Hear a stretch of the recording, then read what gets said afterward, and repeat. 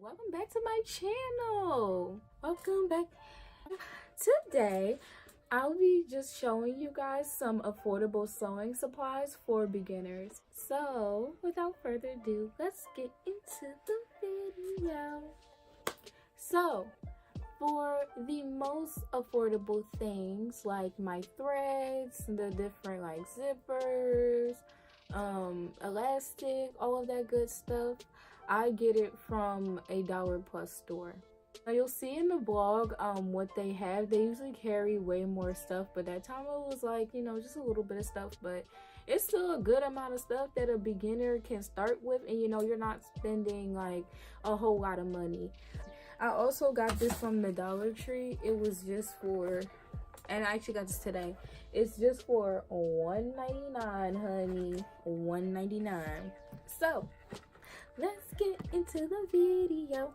So inside my box, let's just real quick, let's see if I can show y'all. This is what it looks like basically. I have some plastic bags on the side that I'll take out and I'll show you exactly what they are. And then I have all the threads to the side right here. I did it this way just so that I'm not like rummaging through the bin trying to find like really small stuff or like stuff that I need. They're all in their certain bags, and then just like the threads I can easily pick out because they're big. The first thing that I feel like that you guys definitely need as a beginner sewer, you need measuring tape. I have measuring tape that has centimeters and it also has inches, and it is 60 inches long and 150 centimeters long. So your basic tape measurer. This came in a set of like a two. So threads, white thread. This is the thread that I got from the Dollar Plus store. Now you're gonna see that they have like basically a whole rack, and then they have like boxes filled with a bunch of like different colored threads. Look how much this is, how much thread this is. You could find a spool like this at a regular like fabric store for probably $4.99, but this was only $1. $1. Got black. I feel like these are just the basics. These are what I started off with, and then I have silver for if I ever wanted to do like sweatpants. I have them labeled. So these are the mini threads, you know, just for hand sewing, and if I you know, need to sew on like a button or anything like that, I have little corresponding threads. Now it's not like a lot of thread on these, so that's why it's just like, you know, sewing on buttons. My next little baggie is my elastics. I have all different kind of elastics. I got skinny elastic, thick elastic, medium, small sized elastic. I used to my black elastic, so yeah, I mostly have white, but all the elastic that I ever buy will go into this bag. Now we got the small supply. Oh, I have a seam ripper. This was $1. Mostly like all of this stuff was $1. These three came in a pack. As you can see, like you got the little threading thing. These three came in a pack for just $1. So threading your sewing machine, threading a regular needle. I got like 4 as a backup. Thread cutters. And then, I didn't get that from the dollar store, but these 4 thimbles came in a set together for just $1. Next, I have some extra pins and a Velcro roll. Because I wanted to do pockets on my next DIY, I got a Velcro roll from the Dollar Tree, and they had this in white and black, and it's like a whole roll, and this was just for $1. I have some extra pins. This came in a set of 3, so there was like 3 of these. I put the other set into my tomato cushion already because I was running low and I kept losing them, so now I have 2 more things just for backup. Then chalk. I don't want to take this out because it's going to get on my hands. I got yellow and white chalk.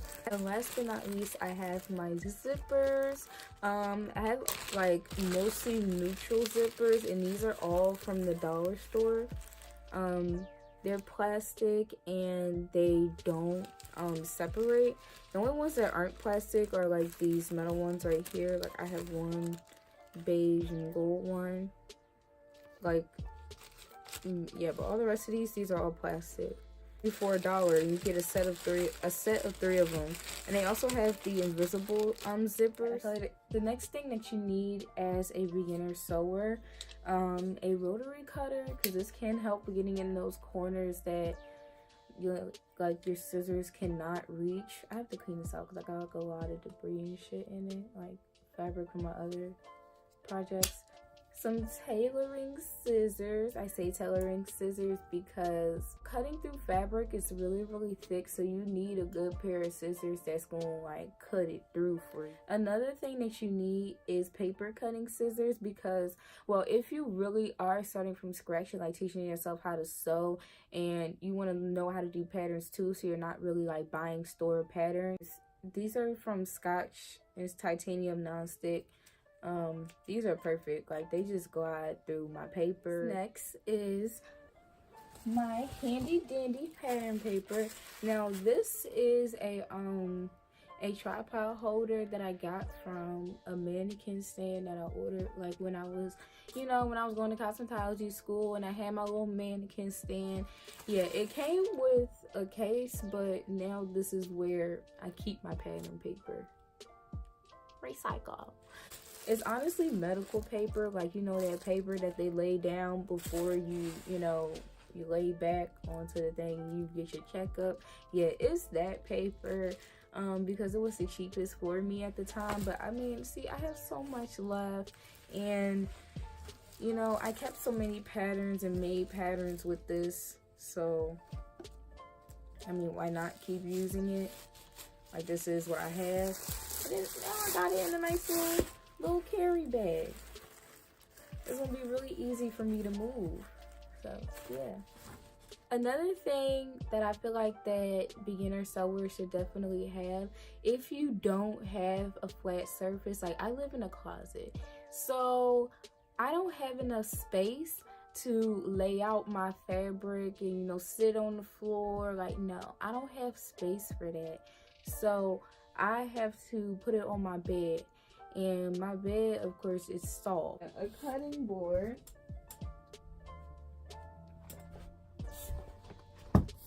And I got this because, like I said, I just needed some type of stability. And this has helped out a lot, especially when using like my rotary kind of like dig in there. You know, it's not cutting through to my bed. And then I can also use this for future, you know, for future use. Even when I have the space. So it's 23 by 35 inches. It was a good enough space for me. There's way bigger ones, but this was a good enough space for like my bed. Alright, so the next things that you'll need as a beginner sewer, well, of course, a sewing machine, duh. Getting a sewing machine, it is all up to you and what you exactly want to design, because there's sewing machines that do different things or that have different kind of features that you may want. I'm going to insert a picture right here of my sewing machine.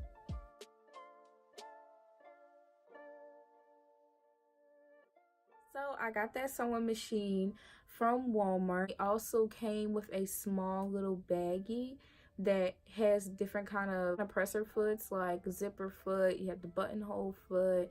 So you have different needles, you have double needles, longer needles, thicker needles for thicker fabrics, and it all comes into that one set. And it comes with the sewing machine manual, so it tells you different ways on how to sew, what the items are, and it comes with its own bobbins, which that's another good thing, because I did not want to buy separate bobbins for my sewing machine.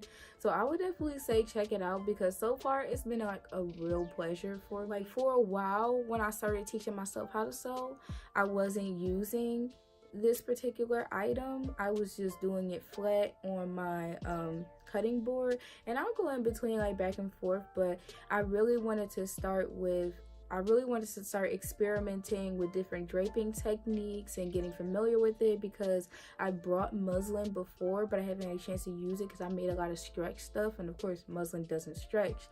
But now, since I have something else that's gonna help me out, I'm definitely gonna do more draping. So this is my dress form.